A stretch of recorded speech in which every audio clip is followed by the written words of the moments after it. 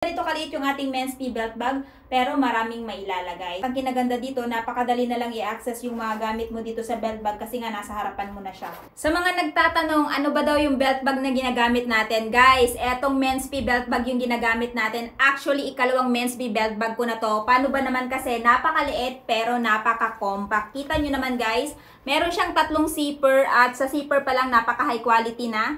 Ayan. Dito, pwede kayong maglagay dito ng wallet or cellphone ninyo. So, akin, wallet tsaka cellphone yung nakalagay dito. At meron pang maliit na space para mapaglagyan ng iba pang anik-anik. Sa ikalawang zipper, pwede din kayong maglagay dito. Depende na lang sa inyo. Kung akin is itong aking lip gloss lamang at saka yung inhaler natin. So, ayan, napakalawak pa. Pwede pa kayong maglagay dyan ng iba nyo pang mga gamit.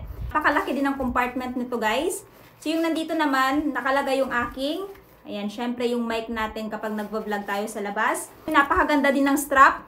Napakakapal. Adjustable din to guys. So, depende na lang sa inyo kung gusto nyo ba maluwag or mahigpit. At syempre yung napakaganda niyang buckle.